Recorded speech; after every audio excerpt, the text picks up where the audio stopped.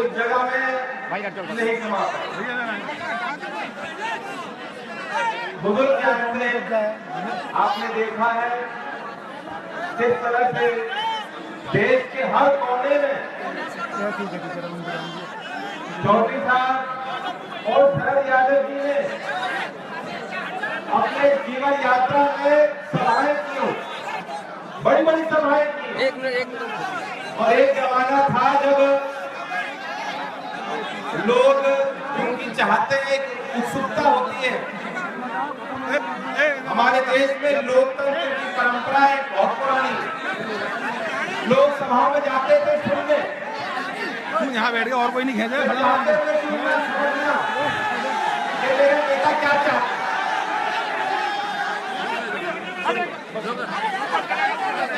सभाओं में लोग देश में क्या चल रहा है, विचार, लेकिन अब आपने क्यों कोई जानकारी नहीं है। काम कराने के माध्यम से, मीडिया के माध्यम से सारी जानकारी आज आम मतदाता के पास घर बैठे बैठे पहुंच रही। लेकिन आप आज इतनी संख्या में अगर पहुंचे हो, वो किसान राजनीति को बंद लेने के लिए आप यहाँ आए। और मैं आपकी उस भावना का नमन करता हूँ। आज ये समय की आवश्यकता है। ये हमारा दुर्भाग्य है कि वह किसान जिसकी बहुमत इस देश में है, जो देश के न्यौछावर कर देता है, आज उसे अपने हक की लड़ाई स्वयं लड़नी पड़ रही है और इस तरह से शक्ति प्रदर्शन करना पड़ रहा है। सरकारों में हमारी सुनवाई नहीं। आपके दर्द को समझने वाले लोग आज गद्दियों पे नहीं बैठे। इस चीज को आप भी बड़ी बात समझ चुके हो। देश में बहुमत की सरकार है, लखनऊ में बहुमत की सरकार है और दोनों जगह ऐतिहासिक बहुमत। बना रखा है, क्या बात है? ये साधारण मत नहीं था। जनादेश जो इनको दिया है, आपने दिया, बहुत बड़ी ताकत है। दोनों सरकारों को काफी समय हो चुका है, एक का समय तो करीब आता जा रहा है, ज्यादा समय बचा नहीं है और दूसरी सरकार भी अब 3 साल होने जा रहे हैं और आम जनता सवाल पूछ रही है। वो वाजिब है, पूछना चाहिए, मांगना चाहिए हिसाब। लेकिन जब हम लोग सवाल पूछते हैं, हिसाब मांगते हैं, क्या कह दिया जाता है? पहले तो भारतीय जनता पार्टी के कुछ खुदबड़िए नेता थे, वही लोग जो हैं कोशिश करते थे कि विरोधियों का मुंह कैसे बंद किया।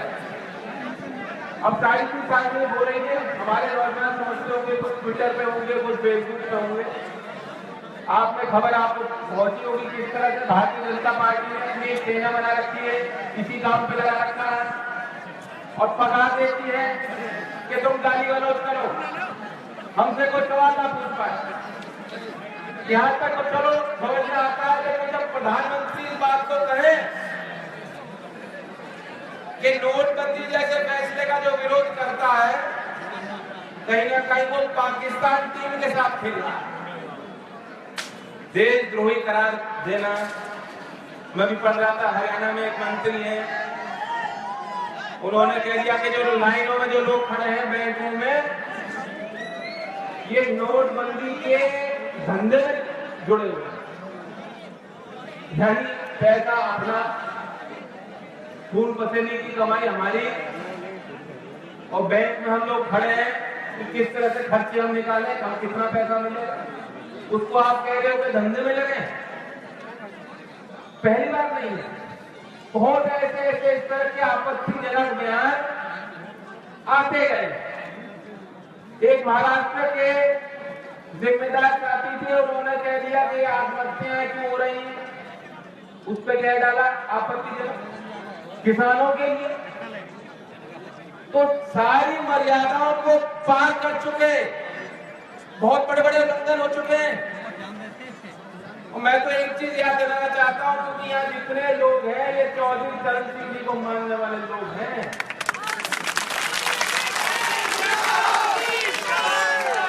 और ये नाम ऐसा है, ये मंत्र ऐसा है, मंत्र की तरह है चौधरी चरण सिंह जी का नाम। देश के किसी कोने में चले जाओ, कहीं दूर दराज के गांव में खड़े हो जाओ, आप कहो चौधरी चरण सिंह अमर रहे, ऐसा लगता है कि कोई टॉनिक मिल गया, किसान को बल मिल जाता है, छाती फूल उठती है गर्व से। तो बहुत बड़ा नाम। और इसलिए मैं आपको बता देना चाहता हूं कि कैसी कैसी मर्यादाओं का उल्लंघन हो रहा है। चाहे पहली बार हो रहा है, 23 दिसंबर को संसद के अंदर प्रधानमंत्री जी पुष्पांजलि देने चौधरी साहब के चित्र के आगे नहीं, 7:30 बजे नवाज शरीफ जी को, पाकिस्तान के प्रधानमंत्री को आप happy birthday to you tweet करते हैं, लेकिन किसान दिवस के अवसर पर 23 दिसंबर के अवसर पर प्रधानमंत्री ने कोई ट्वीट चौधरी चरण सिंह जी को श्रद्धांजलि देने के लिए नहीं। तो ठीक है,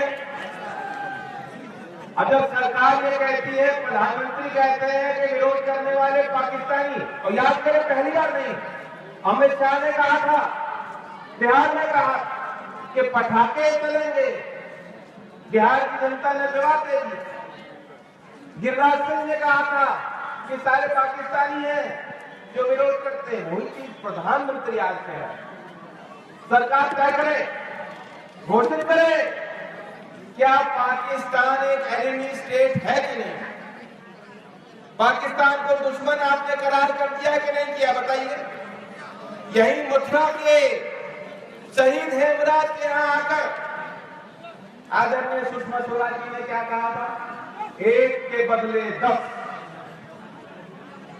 और हमारा दुर्भाग्य है कि वही सरकार, वही लोग, प्रधानमंत्री जो कहते थे 56 इंच चीन मुंह उठा के नहीं देख पाएगा, पाकिस्तान कभी आपके हाथ से हाथ मिला के नहीं देख पाएगा, बस एक बार वोट दे दो, आपने झोली भर दी। और आज वही लोग चेहरा दबा के बच रहे हैं, हैप्पी बर्थडे टू यू, कोई जवाब नहीं बनता। इस वर्ष में पिछले 8-10 साल में जितनी घटनाएं नहीं हुई, आतंकवादियों के हमले नहीं हुए, हमारे प्रिय भाई जवान शहीद नहीं हुए, उससे ज्यादा वर्ष 2016 में हमारे जवान शहीद, से ज्यादा घटनाएं हुई। आतंक में लोग, इस देश का 1/4, चाहे नक्सलवाद से पूर्व के इलाकों में, चाहे जम्मू कश्मीर में, 1/4 देश का हिस्सा ऐसा है कि लोग हमारे हैं, देश के नागरिक हैं, देशभक्त हैं, जो आतंक में जी रहे हैं। लेकिन सरकारी दावे हैं, आज भी चाहे सच्चाई कुछ और हो, एक खूबी इनकी जरूर है कि फ्रंट फुट पे खेलते हैं, दावे बहुत बड़े बड़े करते हैं। इन पे दबाव इतना ज्यादा था चुनावी वादों का, चुनावी जुमलों का, जो उन्होंने बातें की थी चुनाव लड़ने के लिए, जीतने के लिए, अब वो पूरे कैसे होंगे। पिछले 2 वर्ष में कृषि क्षेत्र में विकास दर न्यूनतम स्तर पर था, 0.2%। हर चीज का भाव, आर्थिक तंगी, ये लोगों को दिखाई पड़ने लगी। उन नौजवानों के लिए जिनके लिए प्रधानमंत्री ने कहा था कि हर वर्ष 2 करोड़ रोजगार मैं दूंगा, अब हम देख रहे हैं कि हर चीज का जो डेडलाइन है वो आज या कल या 3 महीना या 6 महीना नहीं है, वो लंबे समय तक है। अल्प समय में कुछ नहीं मिलने वाला, हर चीज में सरकार कह देती है 2022 के बाद मिलेगा। तो रोजगार का सवाल, जहां करोड़ों को रोजगार मिलने का, नौजवान यहाँ बैठे हैं, क्या कोई नया रोजगार आपको मिला है? निजी क्षेत्र में, सरकारी क्षेत्र में कहीं आपको लग रहा है कोई उम्मीद जागी है?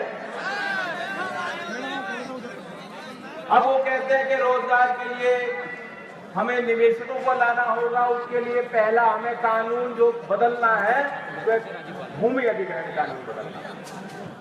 पहले कुछ दो हमें, और देश की जनता को मूर्ख बनाकर जनता को ही कह रहे हैं कि जनता पहले जमीन दे, तब कारखाने लगेंगे और तब रोजगार मिले। 2022 पहले उन्होंने कहा स्वामीनाथन आयोग हमारी सरकार बना दो, लागत का 1.5 गुना मूल्य किसान को मिलेगा। वह वही रुक गई। किसान जो है सोचा सबने देश भर के किसानों ने कि आज तक हमें ऐसा भाव नहीं मिल पाया। मतदान किया, फिर सरकार बन गई, हलफनामा किया सुप्रीम कोर्ट में कि नहीं स्वामीनाथन आयोग संभव नहीं, हम नहीं कर सकते। और फिर कह दिया किसान की आय दुगना करेंगे, लेकिन आज नहीं, कल नहीं, 6 महीना नहीं, 1 साल नहीं, 2 साल नहीं, 7 साल लगेगा।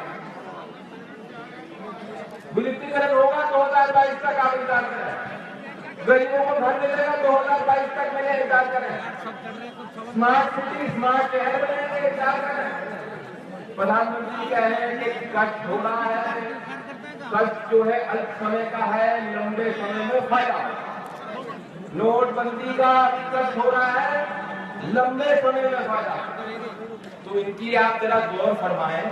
कोई भी तो ऐसी चीज नहीं जो आज मिले, कल मिले, 6 महीना में मिले, 2 साल में मिले, 5 साल में मिले। हर चीज में लंबी। क्यों? क्योंकि ये चुनाव जीत लिया, 2017 का चुनाव करीब है, और 2019 का डर इनको सता है कि जनता में क्या जवाब देंगे, क्या कुछ दिखाएंगे, क्या पेशगी करेंगे कि हमने 5 साल में क्या किया। इसलिए हर चीज की यही उपाय निकाला गया कि हम अभी नहीं, 2022 के बाद।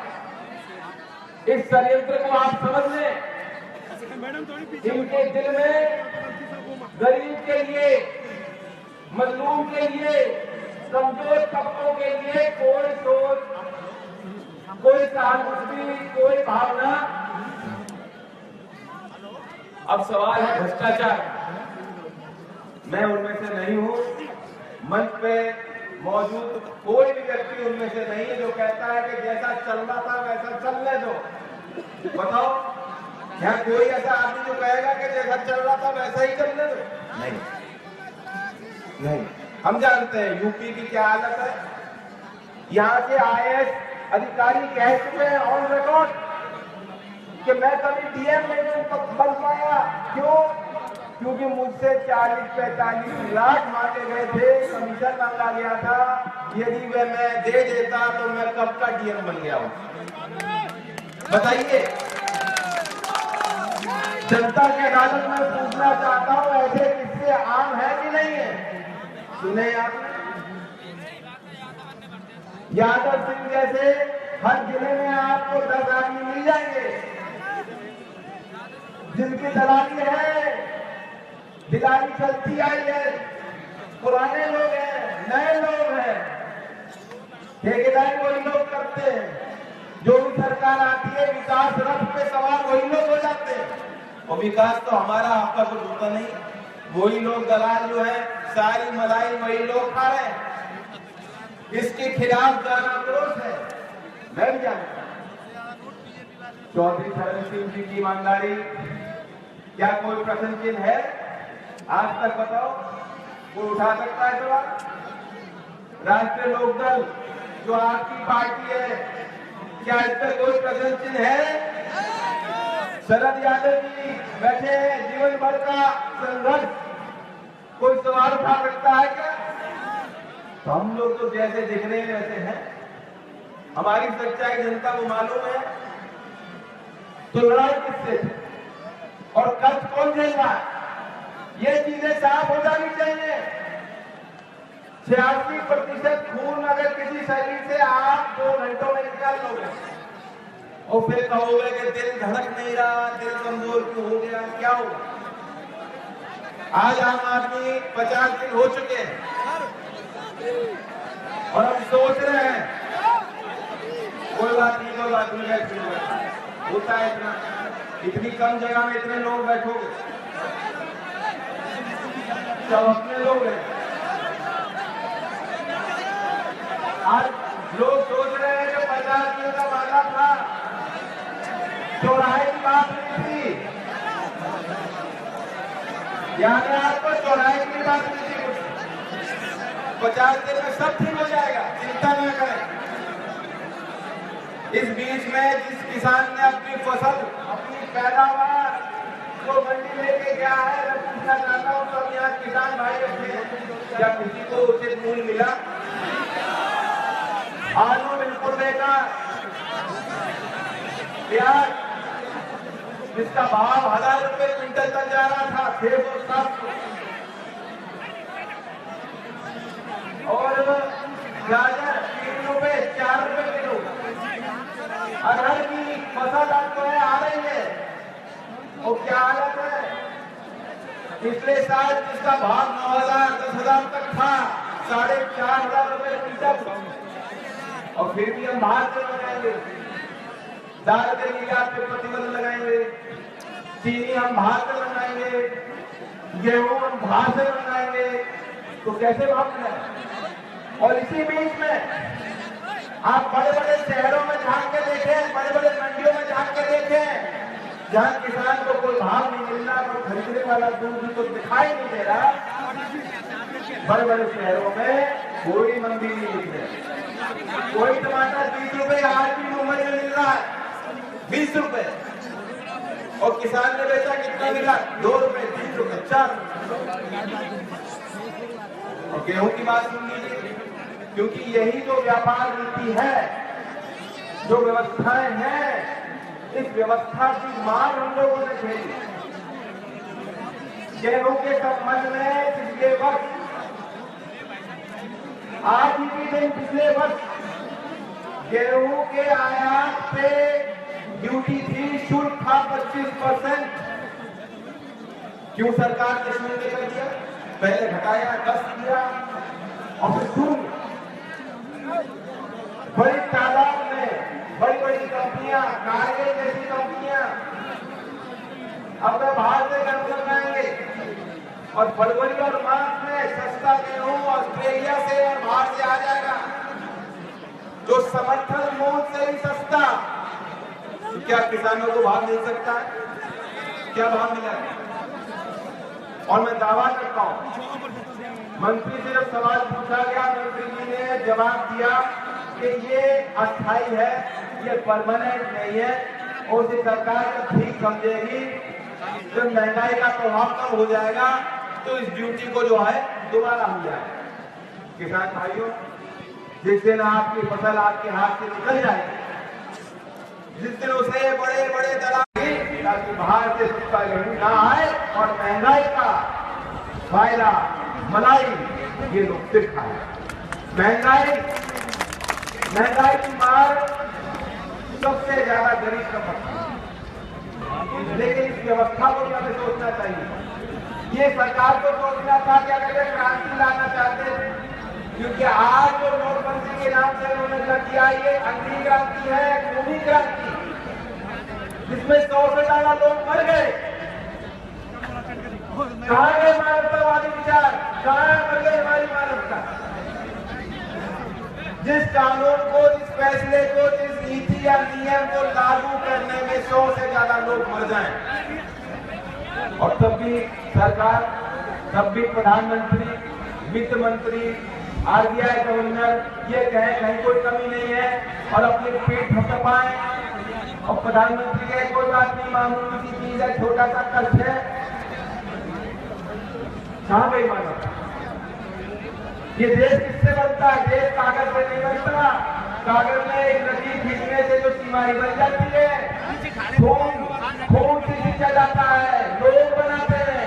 राष्ट्र निर्माण किसने नहीं किया? हमने किया, किसान ने किया, गरीब ने किया।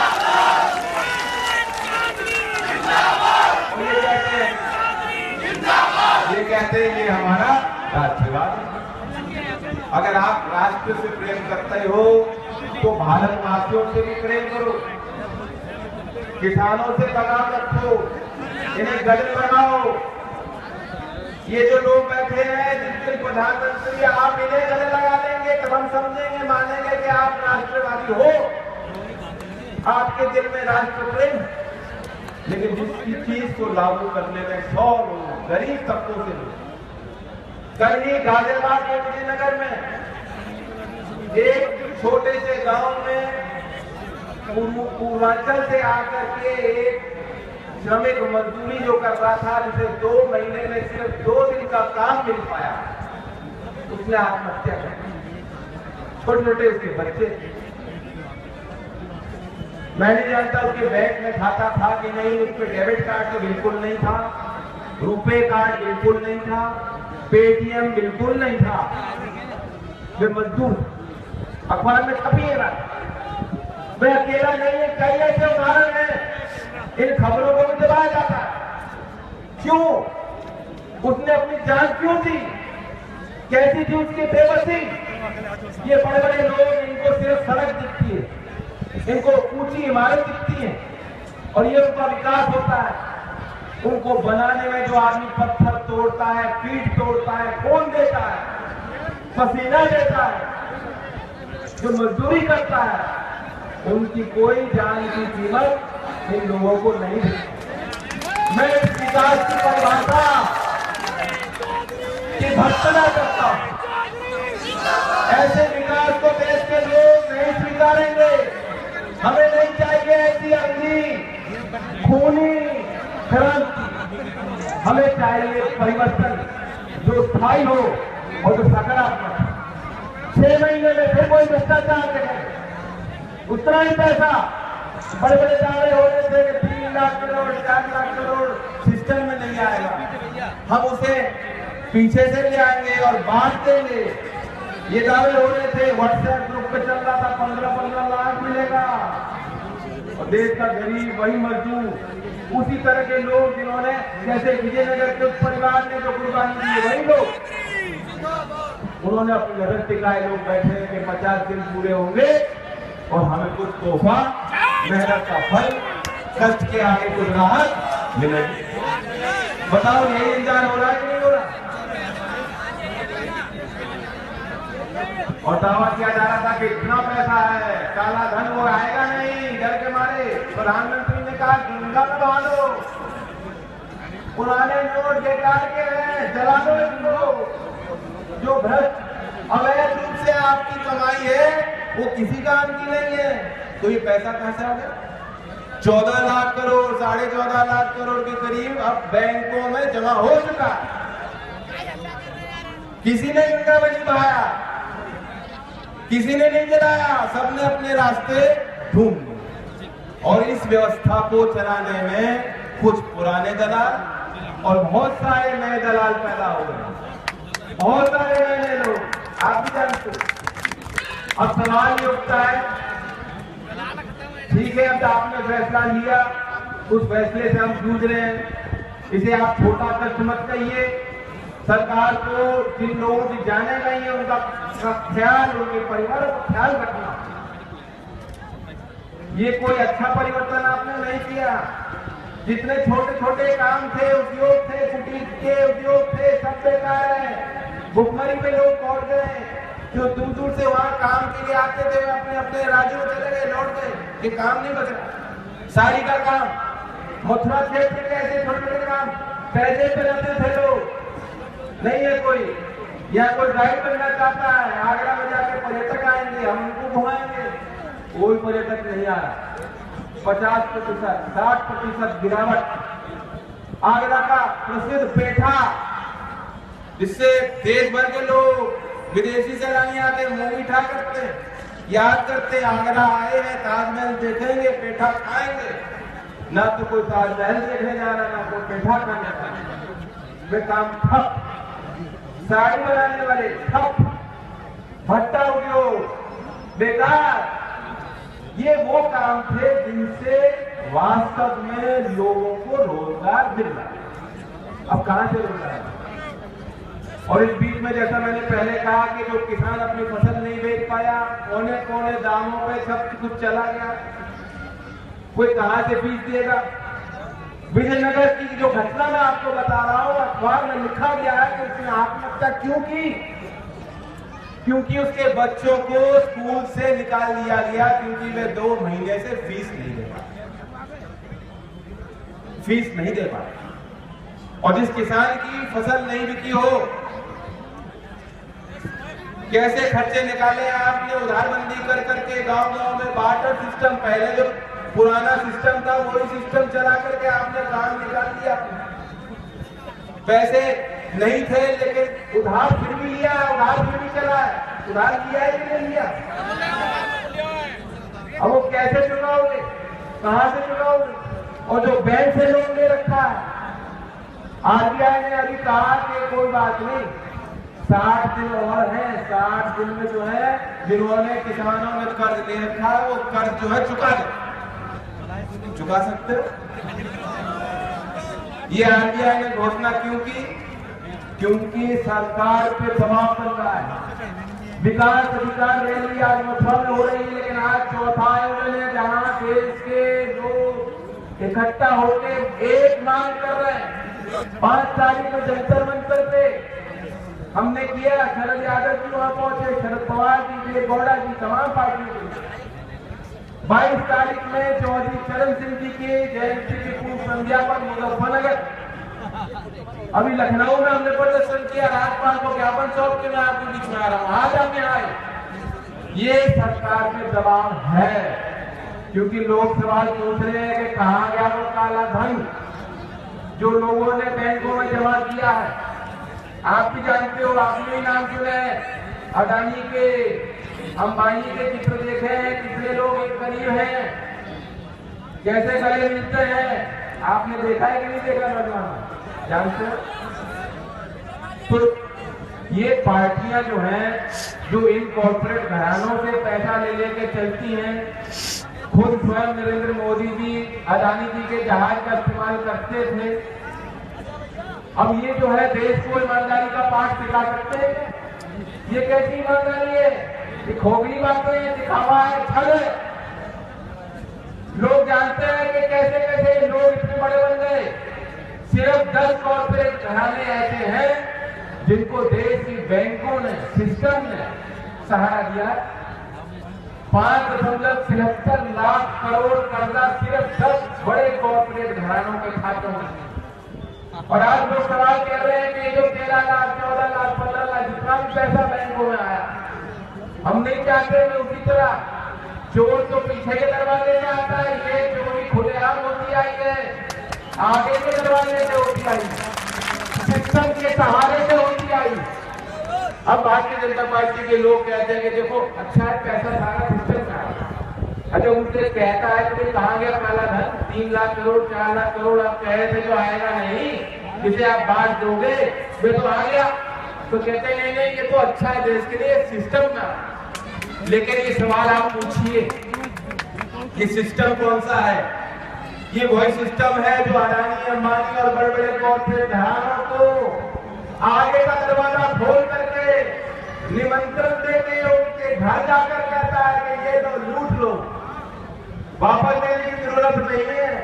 ये वो सिस्टम है। नोटबंदी के बाद 60,000 करोड़ केंद्र की सरकार ने संसद में जवाब देना पड़ा। 60,000 करोड़ एनपीए माफ। तो ये सरकार से आप जरा पूछें कि यही सिस्टम है जिस सिस्टम को आगे चलाओगे? क्या ये सिस्टम आपको स्वीकार है?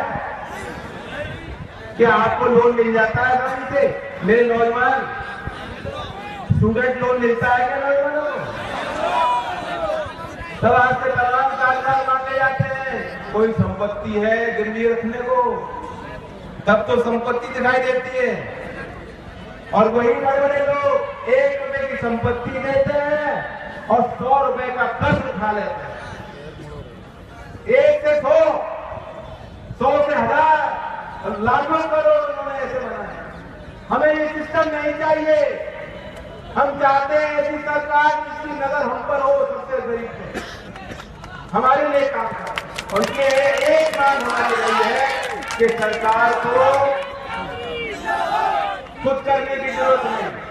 आज ये चिंतित है लोग कि पैसा वापस हाथों में कैसे आएगा, लोग खर्चा कैसे करेंगे, जो छोटे छोटे काम ठप हो गए, जो रोजगार खत्म हो गए, उनको पुनर्जीवित कैसे करेंगे। जवाब नहीं बनता। वित्त मंत्री से पूछा गया, उन्होंने कहा देखो सामान्य होने में 3 महीने भी लग सकते हैं और 6 महीने भी लग सकते हैं। आप छलांग देखिए, यानी इन्हें पता ही नहीं कितना वक्त लगेगा। कह रहे 3 महीने ले सकते हैं या 6 महीने लग सकते हैं, दुगना। मैं कहना चाहता हूं, मैं मदद करना चाहता हूं, हम सब मदद करना चाहते हैं। अपनी सरकार है, हमारा सुझाव है, सरल है, सीधा है, प्रभावशाली है। कर्ज माफ करें और जिससे सरकार उसका लाभ मजदूर को सबसे पहले मिले, उसका लाभ छोटे व्यापारी को सबसे पहले मिलेगा, हर गांव को, हर परिवार को।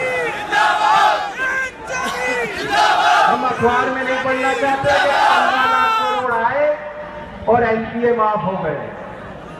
एनपीए ये जहर सा लग रहा है हमें, बहुत कड़वा है, ऐसी घूट हम पीने को तैयार नहीं।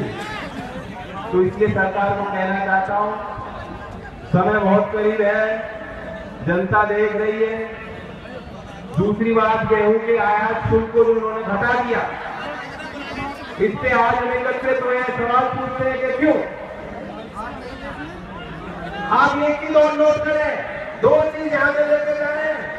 पहली तो ये कि उन्होंने किस तरह से हर चीज का कर दिया कि 2022, और दूसरी चीज मैंने गौर की है कि हर 3 महीने में नया मुद्दा लेके आए, ताकि पुरानी बात साहब आप भूल जाओ। शुरुआत की थी कि योगा होगा, योगा, प्रधानमंत्री जी ने दिखाया कि योगा, फिर गंगा में आरती उतारी, विराट गंगा, स्वच्छ गंगा, यमुना मैया को भूल गए, लेकिन चलो मान लेते हैं, कोई फर्क नहीं। लेकिन उन्होंने कहा स्वच्छता, स्वच्छ भारत अभियान साफ हो गए क्या हमारे गांव, नदियां साफ हो गई क्या। फिर कहा पाकिस्तान पे युद्ध करेंगे, सर्जिकल स्ट्राइक। फिर कहा कि चीन से खरीदना बंद करो।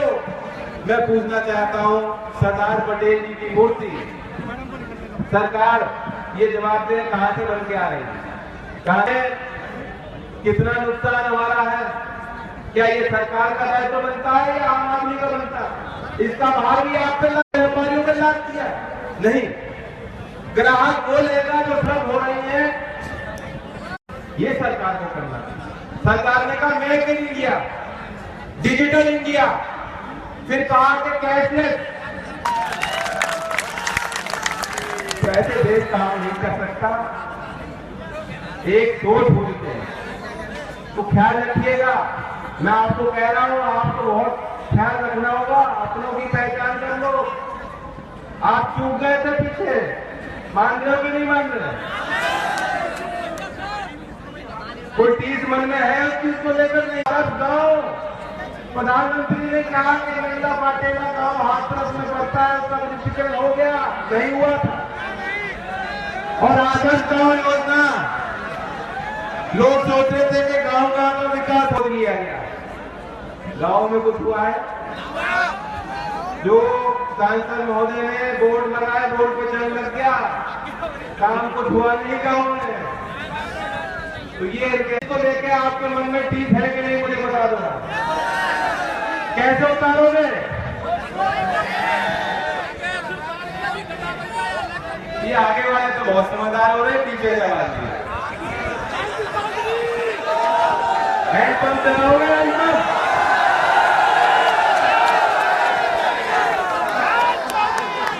अपनों की पहचान कर लो, यही मूल मंत्र दे रहा हूं। आपके अपने कमजोर हो रहे हैं, ताकत देती, और जिस दिन समाज ये समझ लेगा कि अपने दोनों में पराया कौन, ये देश समझ जाएगा। इन्हीं शब्दों के साथ धन्यवाद, जय हिंद।